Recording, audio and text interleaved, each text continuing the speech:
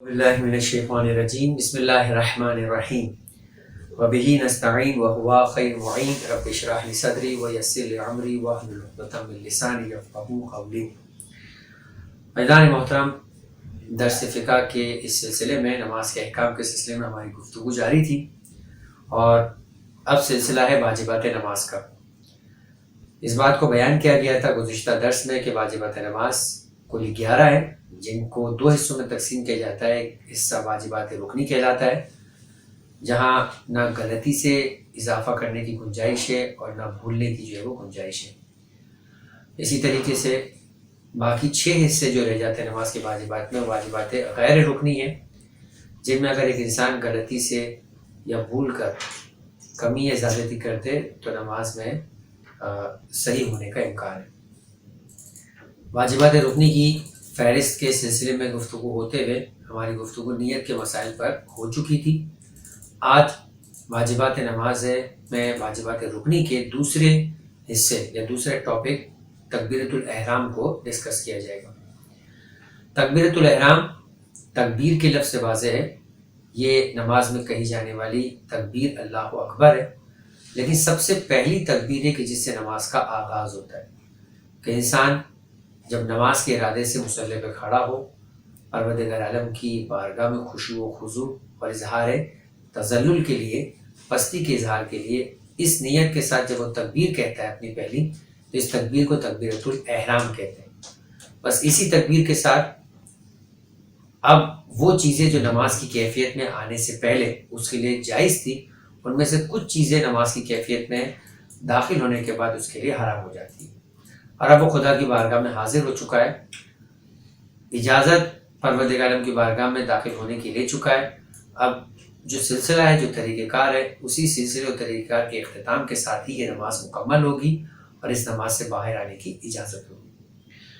تکبیرۃ الاحرام میں جو کہی جانے والے تکبیر ہے اللہ اکبر، پہلا مسئلہ اسی سلسلے میں کہ ہر نماز کے شروع میں یہ جو تکبیر اللہ اکبر یہ واجبات رکنی میں سے ہے، اور واجب ہے کہ انسان جب اسے کہے تو اللہ اکبر ان دونوں حروف کو پے در پہ کہے، اس میں فاصلہ نہ ہو، اور اسی طرح ان دونوں الفاظ کو بھی ایک کے بعد دوسرے لفظ کو پے در پہ بغیر کسی رکاوٹ اور بغیر کسی فاصلے کے کہے، یعنی یوں بھی نہ ہو کہ اللہ اکبر بلکہ اللہ اکبر، اور اسی طریقے سے یوں بھی نہ ہو کہ اللہ اکبر، یہ فاصلہ بھی موجود نہ ہو۔ دوسری بات، یہ دونوں لفظ صحیح عربی میں کہے جائے۔ اللہ اکبر میں یہ نہ ہو کہ یہ اردو کے انداز میں اس طرح سے بولے جائے کہ جس میں عربی کے الفاظ کے حروف کی ادائیگی جو ہے وہ محسوس نہ ہو، اور نہ ہی یعنی ان الفاظ میں اعراب کی غلطی چلے گی، اور نہ ہی ان الفاظ کو اردو میں ادا کیا جا سکتا ہے کہ آپ اس کے ترجمے کو کہیں اور یہ سمجھے کہ نماز کی ابتدا جو ہے وہ ترجمے سے بھی کی جا سکتی ہے۔ معنی تو وہی ہے، مفہوم تو وہی ہے، تو وہی کی بات جو ہے وہ یہاں درست نہیں ہوگی، بلکہ جو پروردگار عالم نے کہا ہے اسی انداز سے اس نماز کو انجام دینا ہے، اور وہی الفاظ کہنے کہ جو پروردگار کی جانب سے کہے جانے کے لیے کہے گئے۔ دوسرا مسئلہ 936 کہ تکبیرۃ الاحرام جو ہے اس سے پہلے وہ اقامت یا وہ دعا جو تکبیر سے پہلے پڑھ رہا ہو اس کے ساتھ اسے ملائے نہیں۔ مثلا اقامت اس نے کہتے ہوئے آخری الفاظ جو کہنا ہے وہ لا الہ الا اللہ کہنا ہے۔ نماز میں اقامت کے اندر آخری مرتبہ ایک تحلیل ہوتی ہے، ایک دفعہ لا الہ الا اللہ کہا جاتا ہے۔ اب اس لا الہ الا اللہ اکبر جو ہے وہ یہ الفاظ جو کہنا ہے ان اللہ اکبر سے ملا کر کہنا ہے۔ احتیاط مستحب ہے کہ یہ کام نہ کریں۔ قاری حضرات یا قرآن کے پڑھنے والے افراد پچھلی آیت کو اگلی آیت سے ملاتے، بسم اللہ کو آیت سے ملاتے، یا بسم اللہ سے پہلے کچھ پڑھتے اس سے بسم اللہ کو ملا کر سورہ کا آغاز کرتے۔ یہ بہت سارے انداز ہوتے ہیں، لیکن نماز میں مستحب احتیاط مستحب یہ ہے کہ ایسا نہ کیا جائے، یعنی اقامت ختم کرے، اور اگر اقامت کے بعد کوئی دعا بھی پڑھ رہا ہے، مثلا کچھ لوگ کہتے ہیں یا محسن قد اتاک المسیء یہ دعا پڑھتے ہیں، یا کوئی استغفر اللہ ربی واتوب الیہ کرتا ہے، کوئی لا حول ولا قوت الا باللہ العلی العظیم کہتا ہے۔ تو جو بھی عبارت کہی جائے اس عبارت کے آخری حرف کو نماز کی تکبیر کے ساتھ نہ ملایا جائے۔ اور اگلا مسئلہ یہی ہے کہ اگر پھر بھی ملانا چاہے تو ہے تو احتیاط مستحب، واجب تو نہیں، لہٰذا وہ ملانا چاہے تو ملا سکتا ہے، لیکن پھر ملانے کے عربی کے اندر قواعد و آداب ہے۔ 937 جو مسئلہ ہے وہ اسی سلسلے میں ہے کہ اگر کوئی شخص چاہے کہ اللہ اکبر کو اس جملے کے ساتھ کہ جو بعد میں پڑھنا ہے ملانا چاہے، ایک اللہ اکبر سے پہلے پڑھی جانے والی دعا ہے، وہاں یہ کہا کہ احتیاط مستحب ہے کہ اسے اللہ اکبر کے ساتھ نہ ملائے۔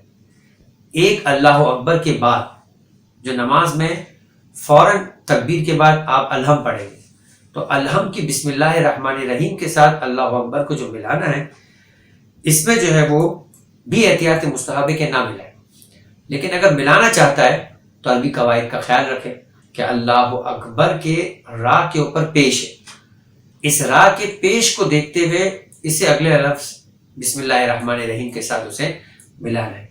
اور اسی کی تشریح کی گئی کہ اگر کوئی شخص چاہے کہ اللہ اکبر کو اس جملے کے ساتھ جو بعد میں پڑھنا ہے، مثلا بسم اللہ الرحمن الرحیم سے ملائے، تو بہتر یہ کہ اکبر کے آخری حرف را پر پیش دے اور کہے اللہ اکبر بسم اللہ الرحمن الرحیم، یعنی یوں نہ کہے کہ اللہ اکبر پہ رکنا بھی نہ ہو، آگے ملانا ہو، اور اس وصل کے اندر را کے ضمے کو یا را کے پیش کو جو ہے وہ آپ ساکن کر دیں، یوں کہیں کہ اللہ اکبر بسم اللہ الرحمن الرحیم، ملانا بھی چاہے اور ساکن بھی کرے، یہ عربی قواعد کے اعتبار سے غلط ہے۔ اللہ اکبر بسم اللہ الرحمن الرحیم، کہ اگر وصل کرنا چاہتا ہے تو حرکت کے ساتھ کرے، ورنہ سکون کرنا چاہتا ہے تو ساکن کرے، اور پھر جو بہتر طریقہ کار ہے وہ یہی ہے کہ پھر بسم اللہ الرحمن الرحیم کو سورہ الحم کے لیے پڑھیں۔ چوتھا مسئلہ تکبیرۃ الاحرام کے سلسلے میں، یہ کیفیت تکبیرۃ الاحرام، کہ جس وقت تکبیرۃ الاحرام کہی جائے کیفیت یہ ہونی چاہیے کہ انسان کا بدن ساکن ہو، ہلنے جلنے کی کیفیت میں ذکر کو پڑھنے سے ذکر جو ہے وہ باطل ہو جاتا ہے، اور یہ واجبات رکنی ہے، اگر یہ باطل ہو جائے تو نماز باطل ہو سکتی ہے۔ سوائے بحول اللہ وقوتہ اقوم واقعود جو ایک شخص اگلی رکعت کے لیے کھڑے ہوتے وقت پڑھتا ہے، اس ذکر کو کھڑے ہونے کی کیفیت میں ہلتے جلتے کی کیفیت کے اندر پڑھنے کی اجازت ہے۔ باقی نماز کے تمام اذکار چاہے واجب ہو یا مستحب، یہی کہا گیا ہے کہ اسے ساکن ہونے کی کیفیت کے اندر پڑھنا ہے، یعنی آپ کی باڈی میں اتنی موومنٹ نہ ہو تو یہ کہا جائے کہ ہلتے جلتے جو وہ اس ذکر کو پڑھا جا رہا ہے۔ تو بہرحال تکبیرۃ الاحرام تو واجب ہے، تو نماز میں تکبیرۃ الاحرام کہتے وقت ضروری کہ انسان کا بدن ساکن۔ اگر کوئی شخص جان بوجھ کر اس حالت میں تکبیر کہے کہ اس کا بدن حرکت میں ہو تو اس کی تکبیر باطل ہے، یعنی اب اس تکبیر کے ساتھ آگے نہیں بڑھا جا سکتا۔ نماز کی کوئی دوسری تکبیر باطل ہو جائے جو تکبیرۃ الاحرام کے علاوہ ہے، وہ مستحب ہے، ان تکبیر کے باطل ہونے سے نماز پر فرق نہیں پڑے گا، لیکن اگر نماز کی تکبیرۃ الاحرام باطل ہو جائے تو آپ کی نماز گویا شروع ہی نہیں ہوئی۔ مسئلہ نمبر 939، اب جو یہ تکبیر کہی جائے گی، یہ الفاظ ہے، آواز سے کہے جانے، کتنی آواز لازم ہے؟ کیونکہ نماز کے اندر کچھ نماز جہری ہے، یعنی جنہیں بلند آواز سے پڑھنا ہے، جیسے فجر، مغرب اور عشاء۔ کچھ نماز اخفاتی ہے، ظہر اور عصر، جیسے آہستہ پڑھنا ہے۔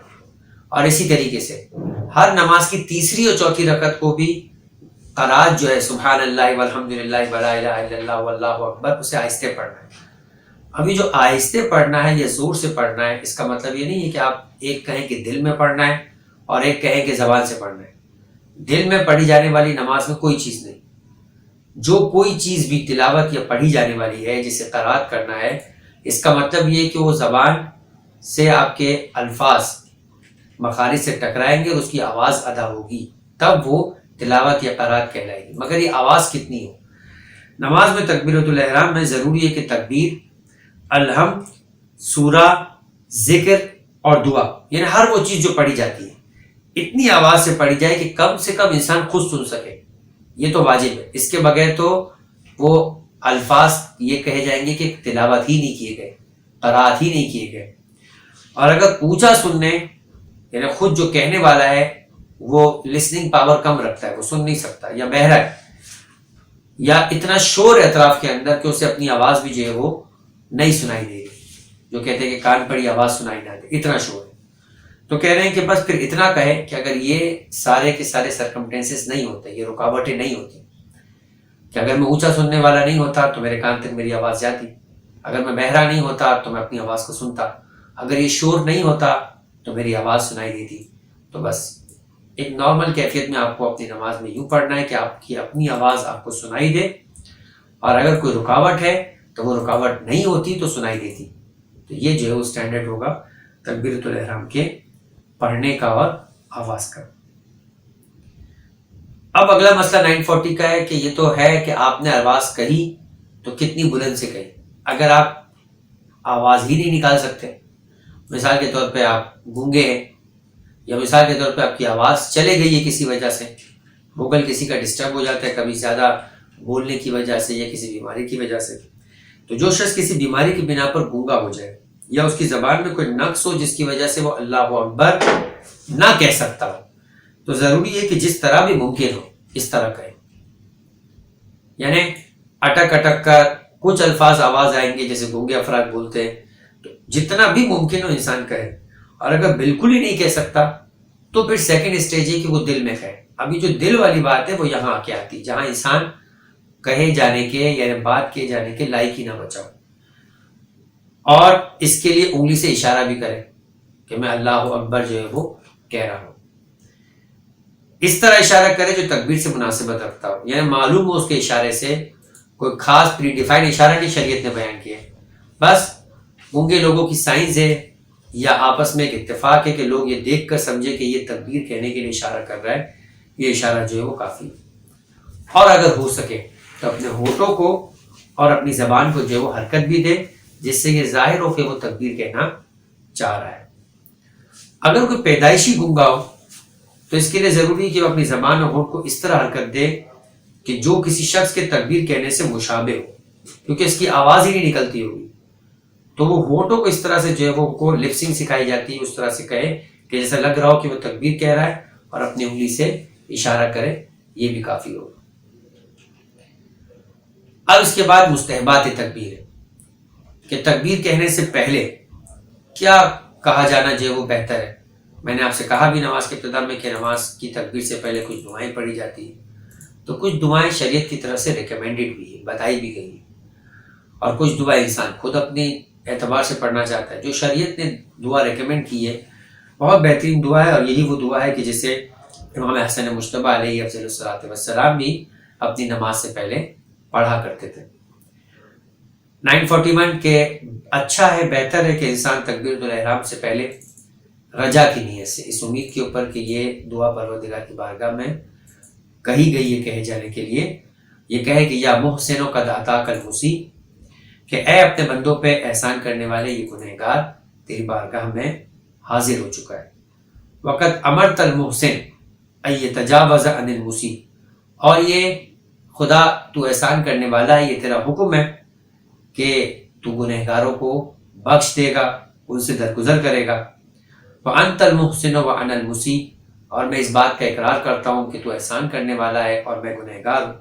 بحق محمد و آل محمد صلی علی محمد و آل محمد، تجھے واسطہ ہے محمد و آل محمد کا کہ آل محمد پر اپنا درود اور اپنا سلام بھیج. وَتَجَاوَزْ عَنْ قَبِیحِ مَا تَعْلَمُ مِنِّی، اور میری برائیوں سے جنہیں تو جانتا ہے درگزر فرما. اس دعا کے ساتھ نماز کی تکبیر کا آغاز کرے اور اپنی نماز کو شروع کرے. اگلا مستحبات کے امر میں 942 ہے کہ مستحب ہے کہ انسان کی نماز کی پہلی تکبیر اور نماز کی درمیانی تکبیر جب بھی کہے اپنے ہاتھوں کو کانوں تک بلند کرے. یعنی الفاظ تکبیر اللہ اکبر کہہ دینا بھی کافی ہے، ثواب تکبیر کہنے کا مل جائے گا، مگر جتنی خشوع و خضوع خدا کے بتائے ہوئے طریقہ کار کے مطابق انسان پڑھے گا تو اس کے اعضاء بھی ان تکبیر کو کہے جانے کے اشارے کو جو ہے واضح کر رہے ہوں گے. تو ہاتھوں کو کانوں کے برابر تک لے جائے. اور اگر کوئی شخص شک کرے، اگلا مسئلہ 943 کہ میں نے تکبیر کہی یا نہیں کہی، مستحبات ختم ہو گئے. اب کچھ ایک آدھ دو مسئلے رہ گئے کہ جو تکبیر کے باب میں جو ہے وہ پیش آ سکتے ہیں. انسان نے تکبیر کہی یا نہیں کہی، اب شک کر رہا ہے، اب الحمد شروع کیا ہے یا نہیں. اگر الحم شروع کر دیا ہے تو اس شک کی کوئی پرواہ نہ کرے. شکیات کے مسئلے میں بیان کیا جائے گا کہ جب انسان اگلے محل میں داخل ہو جائے تو پچھلے محل کے شک کی پرواہ نہیں کرنی چاہیے. لیکن اگر اگلے محل میں داخل نہیں ہوا ہے تو پھر جو شک کر رہا ہے اسے انجام دینا ہوتا ہے. کہ اگر کوئی شخص شک کرے کہ تکبیرۃ الاحرام کہی ہے یا نہیں جبکہ قرات میں مشغول ہو چکا ہے تو اپنے شک کی پرواہ نہ کرے. اور ابھی کچھ نہیں پڑھا ہے اور سوچ رہا ہے کہ الحم شروع کروں، اس سے پہلے شک کر رہا ہے کہ تکبیر میں نے کہی تھی یا نہیں تو پھر تکبیر کہے. لیکن شک ہی ہو رہا ہے، اگلا اور آخری مسئلہ ہے آج کا، اس حساب سے کہ تکبیر کا چیپٹر مکمل ہو جائے گا کہ اگر کوئی شخص تکبیر کہنے کے بعد یہ شک کرے کہ میں نے تکبیر صحیح کہی یا نہیں، تو مسلمان اپنے بارے میں یا کسی کے بارے میں بھی جب یہ شک کرتا ہے کہ میں نے عمل صحیح کیا ہے، انجام دیا ہے یا نہیں، تو شریعت کا یہی حکم ہے کہ فعل مسلم جو ہے وہ حمل بر صحت ہوتا ہے، یعنی اس عمل کو صحیح سمجھنا چاہیے. کبھی کسی مسلمان کے عمل کو غلط نہیں سمجھنا چاہیے. جب بھی شک پیدا ہو یہی سمجھنا چاہیے کہ اس کا عمل صحیح انجام پر ہوا ہے. اب چاہے اس نے الحم شروع کی ہے یا شروع نہیں کی ہے، اپنے شک کی پرواہ نہ کرے. یہ تھے تکبیرۃ الاحرام سے متعلق مسائل. اب اگلا عنوان جو ہے واجبات نماز میں وہ ہے قیام. قیام ایک ایسا واجب ہے جو رکنی بھی ہو سکتا ہے، غیر رکنی بھی ہو سکتا ہے. لہٰذا رکنی اور غیر رکنی دونوں قیام کے مسائل کو بیان کیا جائے گا. رکنی آپ کو پہلے بیان کر چکے تھے، جسے نہ بھولے سے نہ غلطی سے چھوڑا جا سکتا ہے، نہ اس میں اضافہ ہو سکتا ہے. اور غیر رکنی وہ کہ جس میں اگر ایسا اضافہ ہو جائے غلطی سے یا بھولے سے تو نماز جو ہے اس میں بچت کا امکان ہے. جو تکبیر کہی جاتی ہے پہلی، وہ قیام کی حالت کے اندر تکبیر کہنے کی. لہذا تکبیر کا ایک طرح سے جز ہے قیام. جس طرح اللہ اکبر کے بغیر تکبیر نہیں ہے، اسی طریقے سے جب تک انسان قیام کی حالت میں نہ ہو تب تک پہلی تکبیر نہیں پڑھ سکتا. یہ ہے حالت اختیار. جس بندے کے بعد اختیار نہ ہو، جسے بیٹھ کر یا لیٹ کر نماز پڑھنا ہے، اس سے یہ چیز ساقط ہو جاتی ہے. لیکن جس طرح گونگا شخص ہے اس کے لیے اللہ اکبر کہنا ساقط ہو گیا، لیکن اسے اشارے سے کہنا ہے، یعنی اس کا کوئی نعم البدل بیان کیا گیا ہے. اسی طریقے سے تکبیرۃ الاحرام کی اصلی چیز اور اصلی شرط یہ ہے کہ اسے قیام کی حالت میں کہا جائے، اور یہ قیام جو ہے وہ واجبات رکنی میں شامل ہے، یعنی قیام واجب رکنی، اسے چھوڑا نہیں جا سکتا. 945 تکبیرۃ الاحرام کہنے کے موقع پر قیام اور رکوع سے پہلے والا قیام متصل بر رکوع، یہ دونوں قیام جو واجبات رکنی ہے. یہ قیام متصل بر رکوع کون سا قیام ہے؟ اس کی تشریح آگے بھی آئے گی. وہ یہ کہ جب انسان تکبیر کے موقع پہ قیام کہتا ہے تو یہ تکبیر جو ہے پہلی تکبیر یہ واجبات رکنی ہے. اس کے بعد قرات شروع کرتا ہے، الحم پڑھتا ہے، سورہ پڑھتا ہے. یہ بھی قیام کی حالت میں پڑھنا ہے، لیکن الحمد و سورہ قرات واجبات غیر رکنی میں سے. اس موقع پر قیام یہ بھی واجبات غیر رکنی میں سے. اس کے بعد اسی قیام کی کیفیت سے اسے رکوع میں جانا ہے. تو یہ قیام کی کیفیت سے رکوع میں جانا ہے، اس قیام کو کہتے ہیں قیام متصل بر رکوع، اور یہ بھی واجبات رکنی ہے. اسے سمجھایا ہی جاتا ہے کہ اگر اس کو سمجھنا چاہے، آپ مثال کے طور پر الحم کے بعد سورہ پڑھتے ہیں اور بھول جاتے ہیں کہ رکوع کرنا ہے اور غلطی سے سجدے کی طرف جھک جاتے ہیں. ایسا ہوتا ہے بہت سی دفعہ. سجدے میں جاتے جاتے آپ کو یاد آیا کہ میں نے رکوع نہیں کیا. اب اگر آپ سجدے کی کیفیت سے ہی کھڑے ہو جائے اور جھکی ہوئی کیفیت میں رکوع میں چلے جائے تو آپ نے جھکی ہوئی کیفیت سے رکوع کیا ہے تو قیام متصل پر رکوع نہیں ہوا، نماز باطل ہو جائے. آپ کی ذمہ داری ہے کہ آپ رکوع میں جاتے ہوئے، سجدے میں جاتے ہوئے بھول گئے تھے رکوع کرنا، آپ سیدھے کھڑے ہو جائیں اور سیدھے کھڑے ہوئے ہونے کی کیفیت سے رکوع میں جائے تو آپ نے قیام متصل پر رکوع کیا. یہ بھول جانے کی کیفیت میں زیادہ واضح اور ظاہر ہو جاتا ہے. ورنہ تو انسان عام کیفیت کے اندر قرات کی کیفیت سے ہی رکوع میں جاتا ہے تو قیام کی کیفیت سے ہی رکوع میں جاتا ہے، تو یہ قیام بائی ڈیفالٹ حاصل ہو جاتا ہے. تکبیرۃ الاحرام کے موقع پر قیام اور رکوع سے پہلے والا قیام متصل بر رکوع رکن ہے. لیکن الحمد و سورہ پڑھنے کے وقت جو قیام ہوتا ہے اور رکوع کے بعد سمع اللہ لمن حمیدہ جو کہنے والا قیام ہے، یہ رکن نہیں، یہ دونوں قیام غیر رکنی ہے. جسے اگر کوئی شخص بھول چوک کرنے کی وجہ سے ترک کر دے تو اس کی نماز صحیح. مثال کے طور پہ اس نے تکبیر کہی اور وہ بیٹھ گیا، اب اس میں کھڑے ہونے کی طاقت نہیں، الحم شروع کیا، اب اس کے پاس طاقت آ گئی، تو حکم شریعت ہے کہ جو سورہ ہے وہ کھڑے ہو کر پڑھے پھر، کیونکہ سورہ پڑھنا ایک الگ واجب ہے، قیام کی حالت میں ہونا ایک الگ واجب ہے، لیکن واجب غیر رکنی.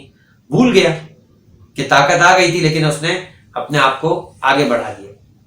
تو اب یہ جو اس نے قیام ترک کیا ہے سورہ کے وقت، یہ واجبات غیر رکنی. لیکن اس کے فوراً بعد اگر اس میں ہمت باقی ہے تو اسے کھڑا ہونا ہے، اور کھڑے ہونے کی کیفیت سے رکوع میں جانا ہے، کیونکہ قیام متصل بالرکوع جو ہے وہ واجب رکنی ہے. اسے بھولنے کی وجہ سے نماز میں بچت کا امکان باقی نہیں رہے گا. 946 تکبیرۃ الاحرام کہنے سے پہلے اور اس کے بعد تھوڑی دیر کے لیے کھڑا ہونا واجب ہے، تاکہ یقین ہو جائے کہ تکبیر قیام کی کیف حالت میں کہی گئی. اچھا، یہ ہے مقدمہ واجب.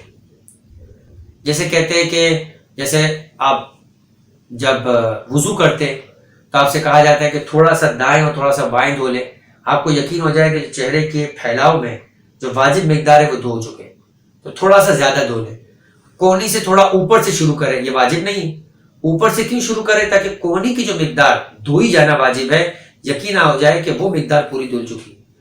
تو جو تکبیرۃ الاحرام کے موقع پر قیام ہے، یہ قیام مکمل حاصل ہو چکا ہے سکون کے ساتھ. تو تھوڑی دیر پہلے اور تھوڑی دیر بعد، یہ تھوڑی دیر کا مطلب منٹس نہیں ہے، سیکنڈز ہے، چند لہجے. کہ آپ نے جب تکبیرۃ الاحرام کہنی ہے تو آپ ساکن کھڑے ہو، تکبیر کہے اور کھڑے ہونے کی کیفیت پہ رہ کر جو وہ آگے بڑھے. تو یہ جو تھوڑی دیر کے لیے کھڑا ہونا واجب ہے پہلے اور بعد میں، یہ گویا تکبیر کو کھڑے ہونے کی حالت میں کہا گیا ہے، اس کا یقین ہونے کے لیے جو ہے وہ کہا جا رہا ہے.